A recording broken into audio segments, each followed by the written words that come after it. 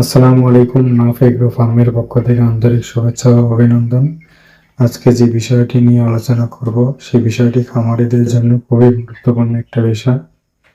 এই সমস্যা সবার জীবনে ঘটে থাকে। মুরগির পায়ের দুর্বলতা, মুরগি হাঁটতে না পারা, খাবার কম খাওয়া।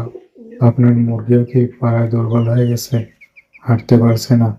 এটা ফার্মে খুব কমন একটা সমস্যা। আজকে 1 মিনিটে কারণ ও সমাধান বলে দেব।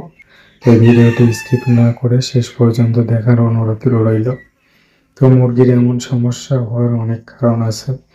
এর মধ্যে যে কোনো কারণেই মুরগির এমন সমস্যা হতে পারে। যেমন প্রথম কারণ ভিটামিন D3 প্লাস ক্যালসিয়ামের ঘাটতি। এতে হাড় নরম হয়ে যায়, তাই এই সমস্যা হতে পারে। দ্বিতীয় কারণ মাটি ভিজা থাকা বা লিটার ভিজা থাকা। এতে নার্ভ ক্ষতিগ্রস্ত হয়। তৃতীয় কারণ ফিড বা খাবার মিনারেল কম থাকা বা পুষ্টি কম থাকা। এই কারণে এমন সমস্যা হতে পারে। এগুলো সমস্যা থাকলে আপনার মুরগিকে ক্যালসিয়াম ও মাল্টিভিটামিন খাওয়াতে হবে। ক্যালসিয়াম, ফসফরাস ও ভিটামিন D3 এর অভাবজনিত রোগ যেমন পাতলা ডিমের খোসা যুক্ত ডিম, কেজ লেয়ার ফ্যাটিক এবং ক্যানিবলিজম ইত্যাদি রোগ প্রতিরোধ ও চিকিৎসায় এই ক্যালসিয়াম কার্যকর। এর সমাধানও খুব সহজ।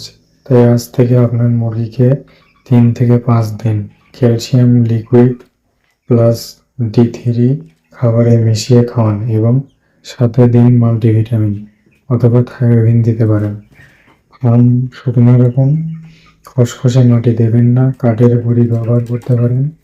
ভালো ফল পেতে 1 লিটার পানিতে শুধু 2 মিলি ভালো করে মিশিয়ে দিনে 2 বার খাওয়ানো যায়, তাহলে 2 দিনের মধ্যেই মুরগি দাঁড়ানো শুরু করবে। এই সহজ নিয়ম ফলো করলেই আপনার মুরগির পায়ের দুর্বল সমস্যা 90% কমে আসবে। এমন সহজ ফার্মিং টিপস পেতে নাফ এগ্রো ফার্মের ভিডিও ফলো করে রাখুন এবং আমাদের ইউটিউব চ্যানেলটি সাবস্ক্রাইব করে রাখুন আরও নতুন নতুন আপডেট ভিডিও পেতে।